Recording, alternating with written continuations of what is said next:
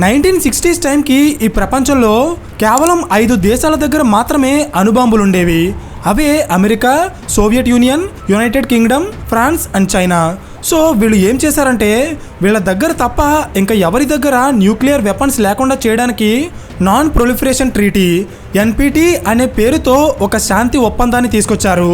ఈ ఒప్పందం ఏంటంటే ఏ దేశాలైతే 1967 కంటే ముందే న్యూక్లియర్ టెస్టులు చేస్తాయో వాళ్ళు మాత్రమే అణుబాంబులు తయారు చేయాలి.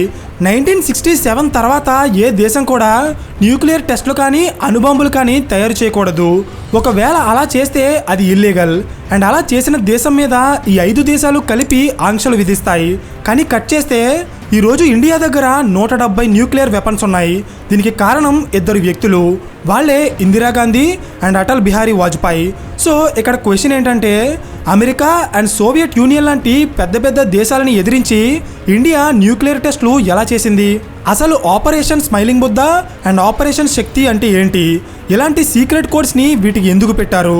ఎప్పుడు కూడా ప్రపంచ శాంతిని కోరుకునే ఇండియా అసలు అణుబాంబులని ఎందుకు తయారు చేసిందో, ఎందుకు తయారు చేయాల్సి వచ్చిందో నేను ఈ వీడియోలో చెప్పబోతున్నాను. Hello everyone, welcome to today's video and this is your friend Surya. First of all ఈ వీడియోలో మీకు ఏం అర్థం కావాలన్నా ముందు మీకు ఒక ముఖ్యమైన వ్యక్తి గురించి తెలియాలి. ఆయనే హోమీ జే బాబా. ఇతన్నే father of Indian nuclear programme అంటారు. సో ఇప్పుడు ఇతని గురించి ఎందుకు చెప్తున్నానంటే 1939లో హోమీ జే బాబా న్యూక్లియర్ ఫిజిక్స్లో తన పిహెచ్డి కంప్లీట్ చేసుకున్న తర్వాత ఇండియాకి వచ్చారు. ఇతను నెహ్రూ గారికి ఒక మంచి స్నేహితుడు. సో 1947లో ఇండియాకి స్వతంత్రం వచ్చిన తర్వాత హోమీ జే బాబా నెహ్రూ గారిని కలిసి ఆయనకి న్యూక్లియర్ పవర్ గురించి ఎక్స్ప్లెయిన్ చేసి ఇండియాలో న్యూక్లియర్ ఎనర్జీ గురించి రీసెర్చ్ చేయడానికి ఒక సెపరేట్ సంస్థని స్థాపించి దానికి ఫండ్స్ని అలోకేట్ చేయమని రిక్వెస్ట్ చేశారు. కానీ 1947 టైంకి ఇండియాకి స్వతంత్రం అయితే వచ్చింది, కానీ అప్పటికి మన దేశం ఇంకా కంప్లీట్గా మన పరిపాలనలోకి రాలేదు. సో ఫైనల్గా 1954లో నెహ్రూ గారు డిపార్ట్మెంట్ ఆఫ్ అటామిక్ ఎనర్జీ పేరుతో న్యూక్లియర్ ఎనర్జీకి సంబంధించిన రీసెర్చ్ చేయడానికి ఒక డిపార్ట్మెంట్ని ఎస్టాబ్లిష్ చేశారు. అయితే ఇక్కడ మీకు ఒక విషయం తెలియాలి.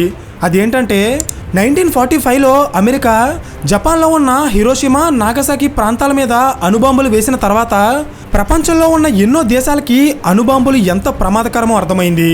అందుకే నెహ్రూ గారు కూడా హోమీ జే బాబాని న్యూక్లియర్ ఎనర్జీకి సంబంధించిన రీసెర్చ్ స్టార్ట్ చేసినప్పుడు అది కేవలం సివిలియన్ యూజ్కి తప్ప ఎలాంటి అణుబాంబులని తయారు చేయకూడదని కండిషన్ పెట్టారు. సివిలియన్ యూజ్ అంటే న్యూక్లియర్ ఎనర్జీని యూజ్ చేసి ప్రజలకి ఉపయోగపడే పవర్ ప్లాంట్స్ లాంటివి నిర్మించాలి, కానీ అణుబాంబులు లాంటి డిస్ట్రక్టివ్ మెటీరియల్ని తయారు చేయకూడదు. ఇదే నెహ్రూ గారు పెట్టిన కండిషన్. నిజానికి హోమీ జే బాబా పైకి ఈ కండిషన్ని ఒప్పుకున్నా లోపల మాత్రం ఆయన ఎప్పటికైనా ఒక అణుబాంబుని తయారు చేయాలని ఆలోచిస్తూ ఉండేవారు. 1953లో America atoms for peace programme అనే పేరుతో ఒక ప్రోగ్రామ్ స్టార్ట్ చేసింది. దీని ఇంటెన్షన్ ఏంటంటే న్యూక్లియర్ టెక్నాలజీ లేని దేశాలకి ఆ టెక్నాలజీని సివిలియన్ యూజ్ కోసం సప్లై చేస్తారు. అంటే న్యూక్లియర్ పవర్ ప్లాంట్ లాంటివి నిర్మించడానికి, ప్రజలకి హానికరం కాని రీసెర్చ్ వర్క్స్ చేయడానికి. సో ఈ ప్రోగ్రామ్ అండర్లోనే ఇండియా 1954లో కెనడా అండ్ అమెరికా నుండి ఒక న్యూక్లియర్ రియాక్టర్ని ఇంపోర్ట్ చేసుకుంది. అదే సైరస్ రియాక్టర్.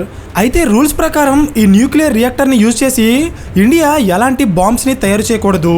కానీ హోమీ జే బాబా బయట ప్రపంచానికి తెలియకుండా ఇంటర్నల్గా న్యూక్లియర్ వెపన్స్కి సంబంధించిన రీసెర్చ్ని చేసేవారు.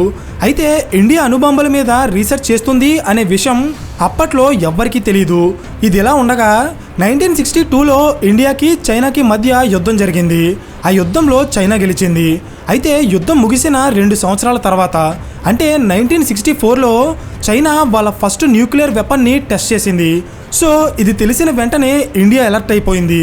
ఎందుకంటే మన శత్రు దేశం అలాగే మన పక్క దేశమైన చైనా దగ్గర అణ్వాయుధాలు ఉండి మన దగ్గర లేకపోతే అది మన దేశానికి చాలా ప్రమాదకరం. సో ఇది అర్థం చేసుకున్న అప్పటి ప్రధానమంత్రి లాల్ బహదూర్ శాస్త్రి గారు 1964లో ఈజిప్ట్లో జరిగిన కైరో కాన్ఫరెన్స్లో ప్రపంచ దేశాలు అన్నింటినీ చైనా చేసిన న్యూక్లియర్ టెస్టులకి వ్యతిరేకంగా ఒక రెజల్యూషన్ పాస్ చేయమని అడిగారు. కానీ ఆ కాన్ఫరెన్స్లో శాస్త్రి గారి మాటలని ఎవ్వరూ పట్టించుకోలేదు. సో ఈ కాన్ఫరెన్స్ ముగిసిపోయింది. అండ్ మన శత్రు దేశమైన చైనా కూడా ఒక న్యూక్లియర్ పవర్గా మారిపోయింది. సో ఇది జరిగినప్పుడు మన దేశంలో ఉన్న 2 ముఖ్యమైన వ్యక్తులు 2 స్టేట్మెంట్స్ని పాస్ చేశారు.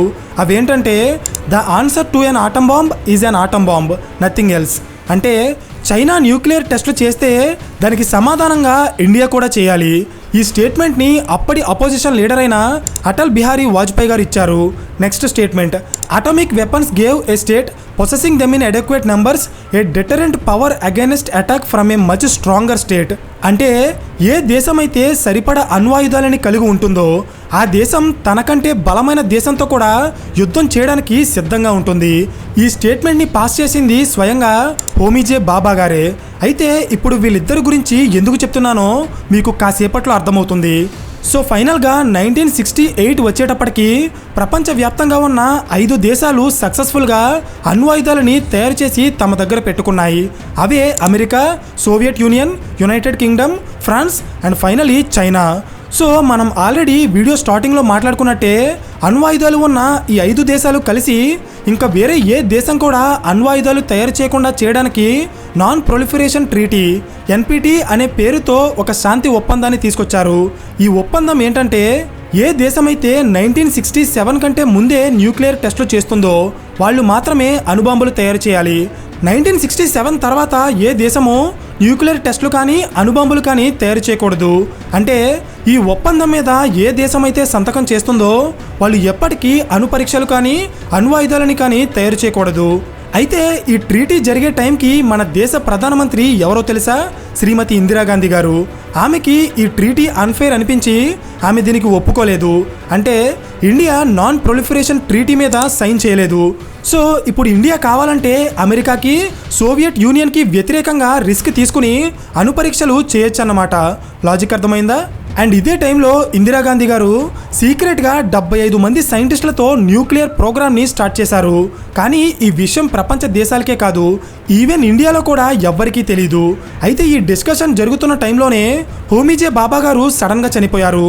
కానీ అప్పటికే ఆయన అణుబాంబు తయారు చేయడానికి కావలసిన రీసెర్చ్ని కంప్లీట్ చేయడంతో ఈ 75 మంది సైంటిస్టుల బృందం అణుబాంబుని తయారు చేసింది. సో ఇప్పుడు దీనికి కావాల్సిందల్లా టెస్టింగ్. అంటే ఈ అణుబాంబుని ఎవరికి హాని కలగని ప్రాంతానికి తీసుకెళ్లి సక్సెస్ఫుల్గా టెస్ట్ చేయాలి. నిజానికి హోమీజే బాబా గారి సైంటిస్టుల బృందం అణుబాంబుని తయారు చేసి చాలా ఏళ్ళైనా కూడా మన దేశ గవర్నమెంట్ దాన్ని టెస్ట్ చేయడానికి పర్మిషన్ ఇచ్చేది కాదు. కానీ ఆ పర్మిషన్ 1974లో ఇందిరాగాంధీ గారు ఇచ్చారు. కానీ ఈ ప్రాజెక్ట్ గురించి ప్రపంచ దేశాలకి తెలియకుండా ఉండటానికి ఈ టెస్ట్కి మన దేశ ప్రభుత్వం ఒక సీక్రెట్ కోడ్ నేమ్ పెట్టింది. అదే ఆపరేషన్ స్మైలింగ్ బుద్ధ. రాజస్థాన్లో ఉన్న పోఖ్రాన్ అనే ఒక డెజర్ట్ ఏరియాలో 1974 మే 18న ఇండియా తన మొట్టమొదటి ఆటం బాంబ్ని సక్సెస్ఫుల్గా టెస్ట్ చేసింది. కానీ ఇండియా ఒక న్యూక్లియర్ పవర్గా మారడాన్ని తట్టుకోలేకపోయిన అమెరికా అండ్ కెనడా లాంటి దేశాలు అప్పట్లో మన దేశం మీద శాంక్షన్స్ విధించాయి. అయితే 1970s టైంకి మన దేశ ఆర్థిక వ్యవస్థ అంత బెటర్గా ఉండకపోవడం, అలాగే అమెరికా విధించిన శాంక్షన్స్ వల్ల నెక్స్ట్ 20 ఇయర్స్ పాటు ఇండియా ఎలాంటి న్యూక్లియర్ టెస్టులు చేయలేదు. కానీ 1991 ఎకనామిక్ రిఫార్మ్స్ తర్వాత మన దేశ ఆర్థిక వ్యవస్థ మెరుగైంది. అండ్ ఇదే టైంలో మళ్ళీ ప్రపంచ దేశాలు అన్నీ కలిసి న్యూక్లియర్ టెస్టులకి వ్యతిరేకంగా ఒక ఒప్పందాన్ని సిద్ధం చేస్తున్నాయి. అదే CTBT, comprehensive test ban treaty. So ఇప్పుడు ఇండియా ఈ ట్రీటీ మీద సైన్ చేయక ముందే న్యూక్లియర్ టెస్టులు కంప్లీట్ చేయాలి. అండ్ ఇది గమనించిన పివి నరసింహారావు గారు 1995లో న్యూక్లియర్ టెస్టులు స్టార్ట్ చేయమని గ్రీన్ సిగ్నల్ ఇచ్చారు. కానీ అప్పటికే ఇండియాతో పాటు పాకిస్తాన్ కూడా న్యూక్లియర్ టెస్టులు స్టార్ట్ చేసింది. ఇది తెలిసిన American president bill Clinton India and Pakistan nuclear టెస్టులు చేయకుండా ఆపడానికి వాళ్ళ స్పైస్ శాటిలైట్స్తో నిఘా పెట్టారు. ఈ టెస్టులు ఆపడానికి అమెరికా అఫీషియల్స్ని కూడా ఇండియాకి పంపించారు. సో దీనివల్ల 1995లో చేయాలనుకున్న టెస్టులు ఆగిపోయాయి. కానీ 1998లో అటల్ బిహారీ వాజ్పేయి గారు మన దేశ ప్రధానమంత్రిగా ఉన్నప్పుడు ఈ అణు పరీక్షలని సీరియస్గా తీసుకుని వాటిని కంప్లీట్ చేయమని పర్మిషన్ ఇచ్చారు. అయితే ఇక్కడ ఉన్న ప్రాబ్లం ఏంటంటే ఇండియా ఈ టెస్టులు చేస్తుంది అనే విషయం అమెరికాకి తెలియకూడదు. సో అందుకే వాజ్పేయి గారు అప్పటి డిఆర్డిఓ చీఫ్ అయిన ఏపీజే అబ్దుల్ కలాం గారితో కలిసి ఒక సీక్రెట్ ప్లాన్ని ఇంప్లిమెంట్ చేశారు. అదేంటంటే ఇండియా అణు పరీక్షలు చేస్తుంది అనే విషయం అమెరికాకి వాళ్ళ స్పైస్ శాటిలైట్ ద్వారా తెలిసిపోతుంది. సో ముందు ఈ టెస్టులు చేసే ప్రాంతాన్ని వాళ్ళ శాటిలైట్ డిటెక్షన్ నుండి తప్పించాలి. సో అలా చేయడానికి కలాం గారి టీం ఏం చేశారంటే ముందు ఆ స్పైస్ శాటిలైట్ అసలు ఏ టైమింగ్స్లో ఇండియాని స్కాన్ చేస్తుందో తెలుసుకుని ఆ టైమింగ్స్లో పని చేయకుండా రాత్రిపూట ఈ టెస్ట్లకి సంబంధించిన వర్క్ని కంప్లీట్ చేశారు. ఒకవేళ టెస్ట్ చేసే ఏరియాలో సైంటిస్టుల ఫోటోలు దొరికినా వాళ్ళు సైంటిస్టులు కాదు మిలిటరీ ఆఫీసర్స్ అని మ్యానిపులేట్ చేయడానికి అబ్దుల్ కలాం గారితో సహా ఈ టెస్ట్కి పనిచేసిన అందరి సైంటిస్టులకి గవర్నమెంట్ మిలిటరీ యూనిఫామ్స్ ఇచ్చింది. టెస్ట్కి సంబంధించిన ఎక్విప్మెంట్ అంతా కూడా మిలిటరీ వెహికల్స్లోనే తరలించారు.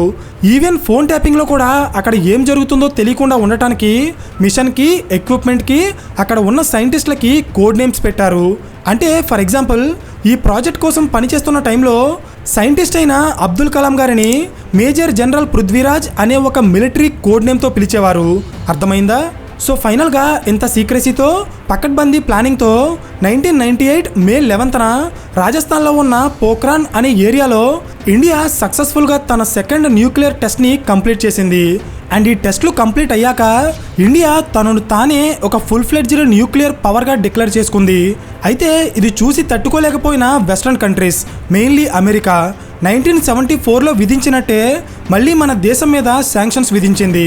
కానీ 1974లో ఉన్న ఇండియాకి 1998లో ఉన్న ఇండియాకి చాలా తేడా ఉంది. బికాస్ 1998 టైంకి ఇండియా చాలా వేగంగా డెవలప్ అవుతుంది. సో అమెరికా ఎన్ని శాంక్షన్స్ విధించినా అది మన దేశం మీద పెద్దగా ప్రభావం చూపించలేదు. అండ్ ఈ టెస్ట్లు కంప్లీట్ అయ్యాక వాజ్పేయి గారు ప్రెస్ ముందుకి వచ్చి ఇండియా ఇంకా న్యూక్లియర్ టెస్ట్లు చేయబోదని, అలాగే ఇండియా నో ఫస్ట్ యూజ్ పాలసీని ఫాలో అవుతుందని అనౌన్స్ చేశారు. అంటే దీని అర్థం ఇండియా మీద ఏ దేశమైనా న్యూక్లియర్ బాంబ్ వేస్తే డిఫెన్స్ చేసుకోవడానికి తప్ప ఇండియా ఫస్ట్ ఎవరి మీద న్యూక్లియర్ వెపన్తో అటాక్ చేయదు. దీన్నే నో ఫస్ట్ యూజ్ పాలసీ అంటారు. ఎన్ని సంవత్సరాలు గడిచినా ఎన్ని ప్రభుత్వాలు మారినా ఇప్పటికీ ఇండియా ఈ నో ఫస్ట్ యూజ్ పాలసీనే ఫాలో అవుతుంది. వీడియో మధ్యలో వాజ్పేయి గారు అలాగే హోమీజే బాబా గారు ఇచ్చిన స్టేట్మెంట్స్ని నేను ఎందుకు ఎక్స్ప్లెయిన్ చేశానో మీకు అర్థమైందా? ఇండియా ఒక న్యూక్లియర్ పవర్గా మారడానికో లేదా వేరే దేశాలని అణచడానికో అణ్వాయుధాలని తయారు చేయలేదు. చైనా అండ్ పాకిస్తాన్ లాంటి శత్రు దేశాల నుండి తనను తాను రక్షించుకోవడానికి మాత్రమే తయారు చేసింది. That's it. సో ఈ వీడియో మీకు ఏ మాత్రం ఇన్ఫర్మేటివ్గా అనిపించినా జస్ట్ ఒక లైక్ చేయడానికి ట్రై చేయండి. అండ్ ఇలాంటి మరిన్ని క్వాలిటీ వీడియోస్ కోసం ఛానల్ని సబ్స్క్రైబ్ చేయండి. So thank you for watching and I will see you in the next video. Till then this is your friend Surya signing of.